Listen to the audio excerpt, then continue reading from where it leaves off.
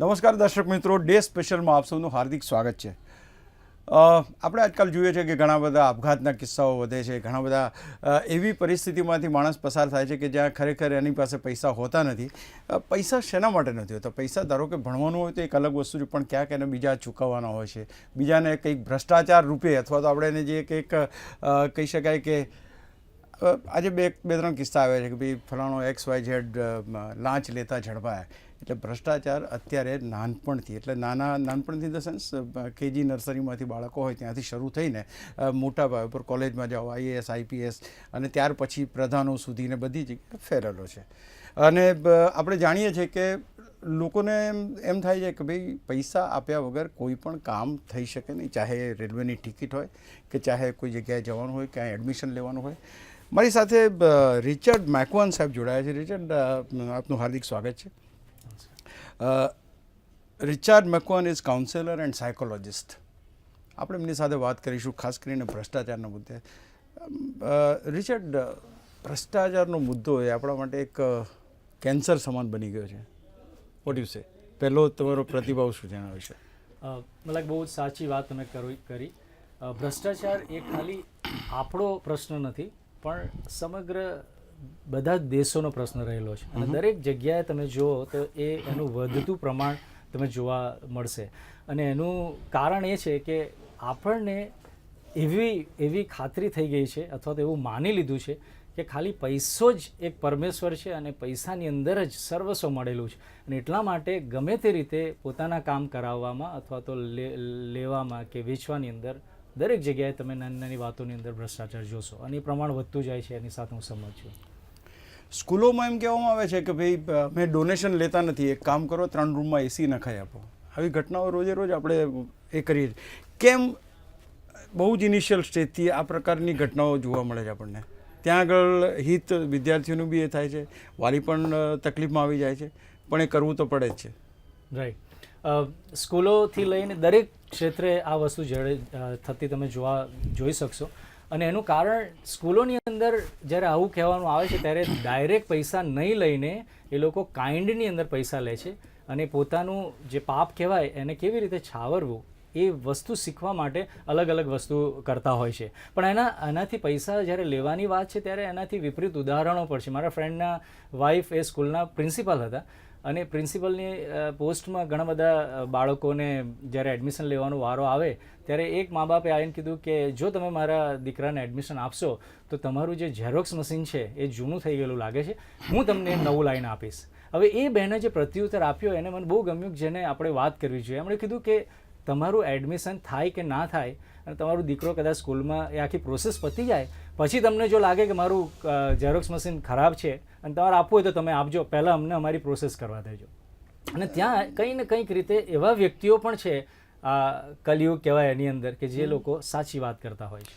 પણ Richard, again it is leading to the same thing. એટલે તમે કહો કે ભાઈ મારા છોકરાને એડમિશન મળી જાય ત્યાર પછી આપજો. It is also one kind of convincing. મારું કહેવાનો મતલબ એમ છે કે કેમ કોઈ પણ કામ કરવા માટે, એ ચાહે નાનામાં નાનું કામ હોય, સ્કૂલમાં એડમિશનનું કામ હોય, રેલવેની ટિકિટ લેવાનું કામ હોય, કોઈ પણ જગ્યાએ સરકારી કામ કરવાનું, શા માટે આપણે ટેબલ નીચે કંઈક આપવું પડે તો જ આપણા કામ થાય? તમને એમ નથી લાગતું કે આ એક કલ્ચર થઈ ગયું છે હવે? જે રીતે આજે એક અધિકારી ઝડપાયા છે, હવે આટલી મોટી પોસ્ટ ઉપર બેઠેલો માણસ આટલી મોટી લાંચ લેતા ઝડપાય, એને શું કહી શકાય? એમ why he is not getting satisfied? જ્યારે એડમિશન લીધા પછી પૈસા આપવા હોય તો આપજો, એની પાછળ કે તમારું એડમિશન થશે કે નહીં થાય અમને એની જરૂર નથી, પણ પાછળથી તમે આપવા માંગતા હોય ને તમને લાગતું હોય ત્યારે ખરાબ છે તો તમે આપી શકો છો, નહીં આપો તો એમને વાંધો નથી. એટલે એમનો જે પ્રભાવ જે એડમિશન લેવાનો છે એને બહુ નહીવત કરી દીધો. મતલબ એ રીતે એમણે ટાળવાનો પ્રયત્ન કર્યો. જ્યારે તમે કહો છો કે સરકારી વાતોની અંદર અથવા તો બધી જ જગ્યાએ કોઈ ને કોઈ જગ્યાએ આ કરપ્શનનું તત્વ રહેલું છે. હું એવું કહું કે હું ને તમે પણ નાની નાની વાતોની અંદર કરપ્શનના આ બેઝ સાથે જોડાયેલા છે. દાખલા તરીકે તમે શાકભાજી લેવા જાઓ, શાકભાજી લેતા જાઓ ને તમે આજે ભાજીની કિંમત તમને ખબર છે કે 15 રૂપિયે 500 આપે તો એ બરાબર કહેવાય, પણ છતાંય એ 10 રૂપિયા આપશે ને તોય તમે એવું કહેશો કે ના 2 જોડી કેમ 10 રૂપિયામાં ના આપો. અને ત્યારે એ કરપ્શનની શરૂઆત થાય છે. એટલે એટલા માટે આપણા જીવનના દરેક ક્ષેત્રની અંદર જ્યારે આપણે આ કરપ્શનને પોતાને એમાંથી એક જે બજાર કિંમત નક્કી કરી છે એ મારી બજાર કિંમત છે ને એ જ રહેશે, તમારે લેવું હોય તો લો, ના લેવું હોય તો લો, અથવા તો એ જે સ્ટેન્ડ લેવાની વાત છે એ સરકારી અધિકારીઓ એ તે પછી ધર્મગુરુઓ કે કોઈ પણ શૈક્ષણિક સંસ્થાના લોકો દરેક સમજી જશે તો મને લાગે છે કે એ કરપ્શન ઓછું થવાની શક્યતાઓ દેખાશે. આઈપીએલની આપણે વાત કરીએ, આઈપીએલના પણ આપણે જોઈએ ઘણો બધો ભ્રષ્ટાચાર થયો ને હવે એમ કહે છે કે ભાઈ તમે બેટિંગ છે એને કાયદેસર કરી દો. શું આપણી કન્વિનિયન્ટ માટે ભ્રષ્ટાચારને આપણે આવકારી લઈએ અથવા ગળે લગાડી દઈએ એવું થઈ ગયું છે? Is it leading two that? હા, એટલે ઘણા વિચારો પોતાના પ્રગટ કરી શકે અને ઘણા લોકોને બેટિંગ કરવાની અંદર મજા આવતી હશે ને એમનો એ કદાચ બિઝનેસ હોય, પણ એને આપણે સ્વીકારવું ના સ્વીકારવું એ આપણી ઉપર આધારિત છે.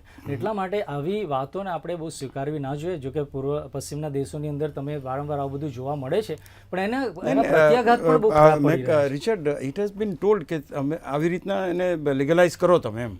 હા, એટલે એ કહેવાનો એટલે દરેક દાખલા તરીકે અને this is a suggestion from the committee કે ભાઈ યુ કેન ડુ ધીસ એમ. રાઈટ, એટલે એ જે સજેશન છે એની પાછળનું જે તત્વ રહેલું છે એ કે તમે આ વાતોને સ્વીકારી લો અને સાહજિક બનાવી દો કે જેથી આપણા જીવનનો પાર્ટ. છુપું કરવાની જગ્યાએ તમે એને એક પ્લેટફોર્મ આપો, એના રૂલ્સ રેગ્યુલેશન નક્કી કરો ને એને તમે એક્સરસાઇઝ કરવાની તક આપો. એવા એક વિચારધારા પ્રગટ કરવામાં આવેલી છે અને મને લાગે આપણે એની અંદર બહુ એ નહીં કરી શકીએ. જે અધિકારીઓ છે એને એ પ્રમાણે યોગ્ય નિર્ણય લેશે, પણ સ્વીકારું કે ના સ્વીકારું એ આપણા ઉપર આધારિત રહેલું છે. રિચર્ડ, એક બહુ જ મને વાસ્તવિક વાત એવી લાગે છે કે ટોટલી આપણે ઈ કોમર્સ કરીએ છીએ અથવા તો એની ઉપર જે અત્યારે કોમ્પ્યુટરાઇઝ કરી દેવામાં આવે છે બધી બાબતો, તમને એમ લાગે છે કે આજથી 5 વર્ષ પછી જ્યારે સંપૂર્ણપણે કોમ્પ્યુટરાઇઝેશન થઈ જશે, જ્યારે તમારે કોઈ વ્યક્તિ પાસે તમારી ફાઇલ લઈને જવી નહીં પડે અથવા કોઈને કહેવું નહીં પડે કે મારી આ ફાઇલ તમે આગળ વધારો, લાગે છે કે એવો સુવર્ણ સમય આવશે ભારતમાં? ફ્યુચરિસ્ટ લોકો કે જે લોકો ફ્યુચરને પ્રિડિક્ટ કરે, એમણે 40-50 વર્ષ પહેલાં એવું કીધેલું કે એક સમય એવો આવશે કે જ્યારે 38 વર્ષની ઉંમરે લોકો રિટાયર્ડ થઈ જશે, કારણ કે ટેકનોલોજી એટલું બધું એમને હેલ્પ કરશે. એટલે આપણે આ જે ફ્યુચરિસ્ટિક વાત કરીએ છીએ એ સારી છે કે જ્યારે ટેકનોલોજી અને દાખલા તરીકે રાહુલ ગાંધીજીએ પેલું સિસ્ટમ ચાલુ કરી કે જે બેનિફિશિયરી હોય એમના સીધા એકાઉન્ટની અંદર પૈસા જાય, જ્યાંથી વચ્ચે પૈસા કપાવવાની શક્યતા ઓછી થાય. એનું પ્રમાણ ઓછું થશે, પણ એને સદંતરે કાઢી નાખવું કે નીકળી જ જશે એવું માનવું મને લાગે એ બહુ મૂર્ખામી ભરેલું રહેશે. કારણ કે દરેક વ્યક્તિ જ્યારે સિસ્ટમ બનાવે છે એના સિસ્ટમના લૂફોલ શોધી નાખવા માટે પણ વ્યક્તિઓ પોતાના વિચારો પ્રગટ કરતા હોય છે અને એમની રીતો શોધી નાખતા હોય છે. નાના લેવલનો ભ્રષ્ટાચાર તો આપણે જોયેલો છે, પણ મોટા લેવલના ભ્રષ્ટાચારો, જે મોટા મોટા પ્રોજેક્ટ્સ બને છે એમાં ભ્રષ્ટાચારો, ઘણી બધી નોકરીઓ મેળવવાના ભ્રષ્ટાચારો. Richard, you being a psychologist, મને પૂછવાનું મન થાય છે કે વાય, કેમ લોકો વધારે ને વધારે ભ્રષ્ટાચાર તરફ વધે છે? શું એમની અપેક્ષાઓ વધી ગઈ છે? શું એમને એકદમ હાઈફાઈ લાઈફ જીવી છે? Why person is not getting satisfied? કેમ એને સંતોષ નથી કોઈ વાતનો? બહુ સરસ પ્રશ્ન તમે પૂછ્યો. અને મૂળભૂત વિચાર સાથે તમે જો જવાનો પ્રયત્ન કરશો અને શોધી નાખશો ખરેખર આની પાછળ કાર્ય શું છે, આની પાછળ કઈ એવું તત્વ કામ કરી રહ્યું છે, અને તમને ચોક્કસપણે ખ્યાલ આવશે કે આની અંદર જે લોભનું તત્વ છે ને એ સૌથી વધારે તીવ્ર પ્રમાણમાં આ દિવસોમાં કામ કરી રહ્યું છે. અને લોભ અને સંતોષ નહીં હોવાનો અથવા તો પોતાની બોર્ડર નહીં નક્કી કરવાનું કારણ એ સતત આપણને એ તરફ લઈ જાય છે. મોટા મોટા લોકો, દાખલા તરીકે તમારી જોડે સાયકલ હોય તો તમને એવું થાય કે હું ક્યારે બાઇક ચલાવું, અને તમારે બાઇક હોય ક્યારે કાર ચલાવું, અને તમારે મારુતિ હોય તો ક્યારે હું હોન્ડા સિટી ચલાવું. એ જે લોભનું તત્વ છે, કશું ગેટિંગ મોર અથવા તો કેવી રીતે હું વધારે મારા જીવનની અંદર સાધન હું સંપાદન કરી દઉં, અને જે સંતોષ નહીં મેળવવાનું અથવા તો એક સર્કલ નક્કી નહીં કરવાનું કારણ મોટાભાગના કેસોની અંદર એવું થાય છે કે એ લોકો પૈસાને જ વધારે ને વધારે મેળવવાનો પ્રયત્ન કરતા હોય છે. રિચર્ડ, ખાસ કરીને જોઈએ તો અપેક્ષાઓને બ્રેક મારવાનો કોઈ સાયકોલોજીની અંદર કોઈ ઉપાય છે ખરો? ક્યાંક એવું કહી શકાય કે આપણે આપણી મર્યાદા નક્કી કરવા માટે અહીંયા આગળ કટ ઓફ ડેટ આપ્યો ત્યાં આપણી મર્યાદા રોકાઈ જાય? કારણ કે આ તો એક્સપાન્ડ જ થાય છે. જેમ તમે કહ્યું એ પ્રમાણે મારુતિ હોય તો હોન્ડા સિટી હોય તો BMW હોય તો XYZ. વાય, એટલે એનું કંઈક એવું છે, કંઈ સાયકોલોજીકલ કારણો કયા હોઈ શકે કે જ્યાં તમે કોઈ એક તો ભૌતિક સુખ છે, બધાને દોડવું છે, દેટ ઇઝ નંબર 1. કંઈક એવી રિસર્ચ એની ઉપર થઈ છે કે આવું કંઈક કરવાથી કદાચ માણસોના સ્ટ્રેસ ઓછા થાય? બિકોઝ સાયકોલોજી તો ડેફિનેટલી આ બધી જ વસ્તુ જે આપણે વાત કરી, that leads two corruption, that leads two આપઘાત અને જે બાકી બધી વસ્તુ બને છે, સાયકોલોજી કંઈ એમાં રસ્તો સૂચવે છે? આપણા પૂર્વજ લોકોએ બહુ સરસ વાત કરી કહેવતના રૂપની અંદર કે જેટલું ચાદર હોય ને એટલા જ પગ લાંબા કરવા. અથવા તો તમે જ્યારે તમારું બાળક હોય ત્યારે તમે એને ડ્રો કરો છો એક સર્કલ અને પછી કહો બેટા આની અંદર તું કલર પૂર, અને જ્યારે કલર એ સર્કલની બહાર કલર પૂરવાનું કહે છે ને ત્યારે તમે કહો ના ના બેટા આની બહાર નહીં જવાનું. હવે મને લાગે છે આપણે વડીલોને અથવા તો આપણા યંગસ્ટર્સને આ શીખવાડવાની જરૂર છે, જે બાળકોને શીખવાડતા હતા કે બેટા આ સર્કલની અંદર રહીને ડ્રો કરવામાં જે મજા છે ને એ બહુ અગત્યની છે. એટલા માટે આપણા પૂર્વજોએ જ આપણને શીખવાડેલું છે, અને એ જ વાત મને લાગે સાયકોલોજી એને વધારે સારી રીતે લઈ જવાનું એ કરે છે. અને આની પાછળ પૈસાને જે વધારે પડતું મહત્ત્વ આપવાની વાત છે એને જો આપણે સમજી લઈશું તો આ પ્રશ્નને આપણે પહોંચી શકીશું. દાખલા તરીકે પૈસા એ હું એને આગની સાથે સરખાવું છું. પૈસા એ આગની સાથે એમ એટલા માટે હું સરખાવું છું કે આગ એ આપણા જીવનની અંદર રોજની જરૂરિયાતનો એક ભાગ છે. એના વગર આપણે રાંધી નહીં શકીએ, આપણે પાણી ગરમ નહીં કરી શકીએ, આપણે ઘણા બધા કામ, મોટા ભાગના કામ એ આપણા ગેસ પર થતા અથવા તો આગ સાથે થયેલા છે.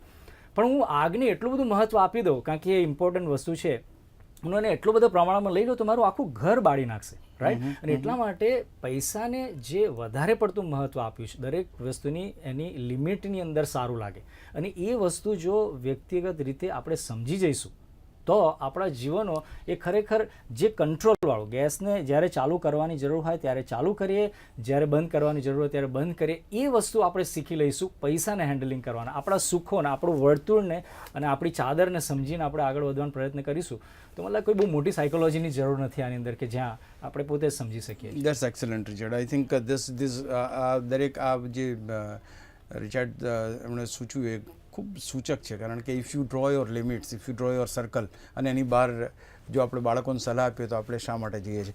બીજી એક ખાસ અગત્યની વાત એ છે ભ્રષ્ટાચાર એટલી હદે વ્યાપી ગયો છે. પહેલાં રેલવેની ટિકિટમાં ભ્રષ્ટાચાર થતો તો આપણે જોતા હતા કે લાઈનો મોટી મોટી લાગતી હતી, એમાં 100 રૂપિયા લઈને આગળ જવાનું, 200 રૂપિયા લઈને કન્ફર્મ ટિકિટ મળે, બીજાના નામે જાઓને.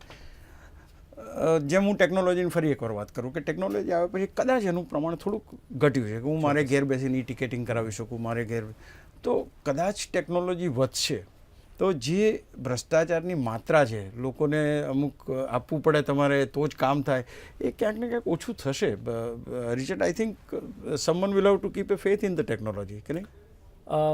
ટેકનોલોજી ચોક્કસ પ્રમાણે આપણને કામ કરશે, એની અંદર આપણને હેલ્પ કરશે, પણ દરેક સિસ્ટમની લિમિટેશન્સ છે. દરેક સિસ્ટમ પાછળ એના લૂફહોલ્સને શોધી નાખવું એ માણસ કરી શકે છે અને બહુ સારી રીતે કરે છે. એટલા માટે હું એનાથી વિશેષ જે વિશ્વાસ છે ને એ આપણી પોતાના સંબંધમાં આપણે રાખીએ તો વધારે સારું થશે. હું તમને કહું કે દરેક ડીલિંગની અંદર બેસ્ટ વે અને રાઇટ વે હોય છે. હવે બેસ્ટ વે અને રાઇટ વે શું છે હું થોડીક વાત તમને સમજાવી દઉં. દાખલા તરીકે આજે તમે હેલ્મેટ પહેર્યા વગર બાઇક પર નીકળ્યા અને તમને ટ્રાફિક પોલીસે પકડ્યા અને 300 રૂપિયાની તમારી જોડે માંગણી કરી, જે રાઇટફુલ છે, જે કાયદો કહે છે. હવે બેસ્ટ વેમાં શું થાય કે 300 રૂપિયાની આપવાની જગ્યાએ તમે સાહેબને એવું કહો કે સાહેબ પતાવો ને, અને એટલા માટે તમે 50 રૂપિયા કે 100 રૂપિયાની અંદર આપીને ત્યાંથી જતા રહો. ફાયદો શું થયો? તમારા 200 રૂપિયા કે 250 રૂપિયા બચી ગયા, પેલા માણસને સીધા પૈસા ખિસ્સામાં. આ બેસ્ટ વે છે. પણ હું આની પર મોટાભાગના લોકો બેસ્ટ વેને પસંદ કરતા હોય છે, એની જગ્યાએ હું રાઇટ વેને પસંદ કરવાનું કહીશ. અને રાઇટ વે શું છે કે તમે પહેલાં તો હેલ્મેટ પહેરો, લાઇસન્સ લો, જે કંઈ નિયમો પ્રમાણે ચાલતું એ બધું રાખો અને તમારી ટ્રાફિકના નિયમો પ્રમાણે ચાલો. અને દાખલા તરીકે આવી કોઈ ભૂલ થઈ ગઈ તો તમે જે 300 રૂપિયા ભરવાના છે ને એ ભરો. કદાચ એ પેઇનફુલ આજે છે, પણ આવનાર પેઢી માટે આખી સિસ્ટમ આપણી નક્કી કરશે, બનાવશે, અને એ ટેકનોલોજી કરતાં પણ વધારે કામ કરશે, કારણ કે એ મારા કંટ્રોલની વાત છે ને હું કરીશ. અને જેમ જેમ હું પોતાની પર કંટ્રોલ મેળવતો જઈશ, રાઇટ વેમાં ચાલતો જઈશ, બાજુના લોકો પણ એ શીખશે. ફરી વખત ભ્રષ્ટાચારની વાત ઉપર આપણે આવીએ. Corruption, I think it is there all across. દુનિયામાં દરેક દેશમાં આ વસ્તુ તો જોવા મળે છે. ભારતની અંદર, ખાસ કરીને દિલ્હીની અંદર જે રીતના આની આગલી સરકાર હતી ને જે કોમનવેલ્થ ગેમ વખતે થયું, જે કોલસાના કૌભાંડ થયા, સેટિસ્ફાઈડ વ્યક્તિઓ છે, સાધન સંપન્ન છે, પોતાની પાસે ખૂબ સંપત્તિ છે, છતાં પણ વધુને વધુ સંપત્તિ મેળવવાની આ ખેલછા કેમ? કારણ કે એમને જે ઉપયોગ કરવાનો છે, કદાચ 4 વ્હીલની ગાડીમાં જે લોકો ફરવાના છે, ચાહે BMW હોય કે એનાથી વિશેષ હોય, તો શા માટે ઘરમાં કરોડો રૂપિયા લોકોના પકડાય છે? એ મેન્ટાલિટી કેમ હોય છે? સૌથી વધારે સંપત્તિ ભેગી કરીને શું એનો, what is the gain out of it? Right. બહુ સરસ સવાલ તમે કર્યો, અને મને લાગે આ વાત સમજી લેવામાં આવે તો બહુ સારી વાત થશે. કારણ કે પૈસો એ તમને સારામાં સારો ગોલ્ડન ફ્રેમવાળો બેડ લાવી આપશે, પણ ઊંઘ ઈશ્વર જ આપશે. Very correct. તમને 32 પકવાનો આપી શકશે પૈસો, પણ ભૂખ લગાડવાનું કામ તો ઈશ્વર જ કરશે. તમને સારામાં સારી સુંદરમાં સુંદર છોકરી તમારી જોડે લગ્ન અથવા તો છોકરો તમારી જોડે લગ્ન કરવા તૈયાર થશે, પણ એના હૃદયમાં તમારા પૈસાને નહીં પણ તમને પ્રેમ કરવાની તાકાત તો ઈશ્વર જ આપશે. અને જો તમારામાં સારામાં સારા ડૉક્ટર ખરીદવાની અથવા તો સારામાં સારી હોસ્પિટલ લેવાની તાકાત પૈસા તમને આપી શકશે, પણ તંદુરસ્તી તો ઈશ્વર જ આપશે. અને અલ્ટિમેટલી પૈસો એ બધું નથી, પૈસો એ પરમેશ્વર નથી. આ કરતાં એને જો આપણે સમજી લઈશું તો આ બધી જ વાતો આપણે સમજી લઈશું. પૈસા હોવા છતાં પણ લોકો મોટા ભાગનું 60 વર્ષ સુધી પૈસાની પાછળ કમાવે છે અને બાકીના વર્ષો એ હોસ્પિટલની અંદર એ પૈસાને વેડફી નાખે છે. અને આ બધી શક્યતાઓ અને સચ્ચાઈને આપણે સમજી લઈશું ને તો આ બધા પ્રશ્નો બહુ કંઈ મોટા નથી, એને બહુ નાનું બાળકે એને જવાબ આપી શકે એવા છે. પણ પૈસાનો લોભ એ મૂળભૂત આપણો પ્રશ્ન છે જેને આપણે ડીલ કરવો જોઈએ. ઘણા એમ કહે છે રિચર્ડ્સ કે માણસ કમાય છે, શરીરને તકલીફ આપીને કમાય છે અને પછી શરીર પાસે પૈસા વેડફે છે. એટલે ક્યાંક ને ક્યાંક એનો જે સદુપયોગ થવો જોઈએ એ તો કરી શકતો. ખાસ કરીને તમે જો વાત કરી ઊંઘવાની, તો કદાચ આ ભ્રષ્ટાચાર ના કરે, કદાચ આ ગેરકાયદેસર વસ્તુઓ ના કરે તો કદાચ એની માનસિક શાંતિ બની રહે અને માનસિક રીતે વધુ સારી રીતે થઈ શકે. બહુ સરસ વાત કરી તમે, શાંતિ. અને આ વસ્તુ પૈસાના લોભ પર જ્યારે તમે કંટ્રોલ મૂકશો ને ત્યારે તમારે સંતોષનું તત્વ અથવા સંતોષની રેખાને તમે નક્કી કરશો ને ત્યારે ઓટોમેટિક તમને શાંતિ તરફ લઈ જશે. અને આપણે પૈસા નથી શોધતા, યાદ રાખજો, આપણે હંમેશા શાંતિ શોધીએ છીએ, પણ શાંતિ એક ખોટી જગ્યાએ શોધવાનો પ્રયત્ન કરીએ છીએ. ને એટલા માટે જેટલા પૈસા તમારી જોડે આજે 1 કરોડ રૂપિયા આપી દેવામાં આવે, તમારી ઊંઘ ઉડી જશે. કેમ? સાચવવાના કેમ ના? ક્યાં મૂકું? કેવી રીતે કરવું? એટલા માટે કરપ્શન કરનાર વ્યક્તિઓ એ આંધળા એટલા માટે થઈ જાય છે કે એવું સમજે છે કે પૈસાથી બધું જ મેળવી શકાય છે. પણ જે હમણાં અગાઉ મેં વાત કરી, પૈસાથી કેટલી બધી વસ્તુઓ નથી આપી શકતી. જે સાચી શાંતિ છે, જે સુખ છે, જે પ્રેમ છે, જે સંતોષ છે, એ ઈશ્વર સિવાય બીજું કોઈ નહીં આપી શકતા. એટલા માટે પૈસાને પરમેશ્વર બનાવવા કરતાં સાચા ઈશ્વરને શોધવાની જરૂર છે, જે તમને સંતોષ આપશે, જે આનંદ આપશે, શાંતિ આપશે. પણ ક્યાંક ને ક્યાંક રિચર્ડ્સ એ વાત તો ચોક્કસ છે કે જે લોકો ભ્રષ્ટાચારી છે, જે એમાં ઇન્વોલ્વ છે, એમની ચામડી જાડી થઈ ગઈ છે, એમની ઉપર કદાચ આ સંવેદનાઓની અસર નથી થતી, જેને સમાજ એક અપેક્ષાની નજરે જુએ છે કે આપણો લીડર છે, કે આપણો પ્રિન્સિપાલ છે, આપણો મિત્ર છે. ક્યાંક ને ક્યાંક બેઝિક વેલ્યુઝ જે છે, જે શરૂઆતમાં હોવી જોઈએ, બાળકો પાસે આવી જોઈએ, ત્યાર પછી સ્કૂલમાં આવી જોઈએ, કોલેજ, આ જ રીતે એડમિશન લઈને ભણેલો છોકરો, એની પાસે આપણે કઈ રીતે અપેક્ષા રાખીએ કે એ સમાજને કંઈક સારું આપી શકશે? મુશ્કેલ પરિસ્થિતિની અંદર લોકો છે અને એના માટે જવાબદાર આપણે પોતે જ છે. અથવા તો સમાજ કેવી રીતે બન્યો છે એ હું વ્યક્તિ, મારું કુટુંબ અને મારા કુટુંબ જેવા બીજા કુટુંબોનું બનેલું સમાજ અને દેશ અને આ વિશ્વ બનેલું છે. હવે શરૂઆત જો આપણે એરિયા ઓફ કન્સર્ન છે કે આખી જગ્યાએ સિસ્ટમ ખોટી ચાલી રહી છે, એની અંદર સુધારો લાવવા માટે આપણે એમને ચેન્જ કરવા નહીં જઈ શકીએ. ચેન્જ હું મારા એરિયા ઓફ કંટ્રોલ મારા પર છે. એટલે હું આજે શાકભાજીથી લઈને મારા ડીલિંગની અંદર હું બહુ પ્રામાણિકપણે જે થઈ શકે અથવા તો રાઇટ વેની અંદર જે કરીશ તો એની જે વધવાની જે શક્યતાઓ છે ને એ પુષ્કળ વધશે. અને ખાલી આ ઇમોશન્સની કે એ વાત નથી, પણ આ બહુ જ સાચી રીતે પ્રૂવન ફેક્ટ છે કે જ્યારે તમે પોતાની ઉપર પોતે જ એવા ચેન્જ થયેલા બતાવશો તો એ પિયર પ્રેશર, એ પોઝિટિવ પિયર પ્રેશર તમે બીજાઓને આપશો. અને તમે જોશો કે અણા હજારે જેવા લોકોએ વાત કરીને આખો દેશ એમની જોડે ઊભો રહ્યો.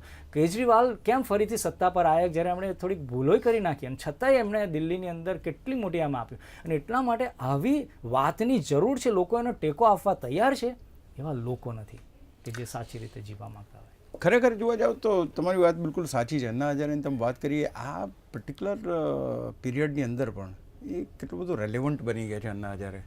પીપલ વોન્ટેડ કે આ બધી વસ્તુમાંથી છૂટીએ. લોકોને જરૂર છે કે આ બધી ભ્રષ્ટાચારની જે, કારણ કે નોકરી હોય, એડમિશન હોય, દરેક કોઈ ઓફિસમાં કામ સામાન્ય કરવું હોય તો તમારે 10 રૂપિયા આપો, તમારી ફાઇલ ઉપર આપે. 10 તો ખેર બહુ નાની વસ્તુ થઈ ગઈ અત્યારે, અને મોટી ફાઇલો તમારે એ કરવાની હોય.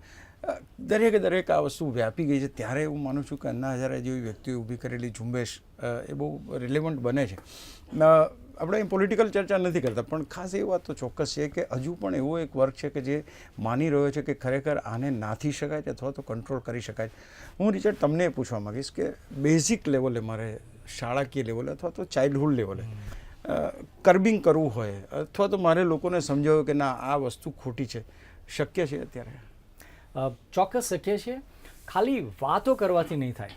હું ખાલી અહીંયા ટીવી પર આવીને તમને આવી વાતો કરીને જતો રહીશ, પણ મારા જીવનની અંદર એ જ્યારે નહીં હોય ને, તો મારા બાળકો મારી અડોસ પડોશ જોશે અને એનો ખોટો પ્રત્યાઘાત પડશે. અને એટલા માટે શિક્ષણ આપવું જરૂરી છે, પણ એવા રોલ મોડલ વ્યક્તિઓની જરૂર છે કે જે અણા હજારે જેવા વડીલ વ્યક્તિ, જેમની ઉંમર કેટલી મોટી છે પણ આખા દેશને એમણે હલાવી દીધો. નાનામાં નાની વ્યક્તિ એમને જાણે છે. કેમ? કારણ કે એ સત્યની માટે ઊભા રહ્યા. ગાંધીજીએ કેમ આખા વિશ્વને હલાવી દીધું?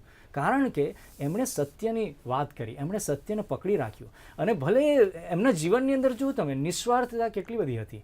એમણે ધોતી પહેરતા હતા પણ આખા દેશના પિતા બની ગયા. અને આવા વ્યક્તિઓની જરૂર છે કે જે લોકો ખાલી પોતાના જીવનથી એવા નમૂના દ્વારા અને જ્યાં જ્યાં તક મળે ત્યારે એ નમૂનાને પ્રગટ કરીને કરવામાં આવે. મારી માટે આવી જ વાત મારા જીવનની અંદર પણ એવું થયું કે જ્યારે મારે એક વખત મારો રિટર્ન, ઇન્કમ ટેક્સનો રિટર્ન ડિપાર્ટમેન્ટે મને રિટર્ન ચેક કર્યો કે ભાઈ આ તમારો ચેક, તમારું ઇન્કમ ટેક્સનું રિટર્ન છે.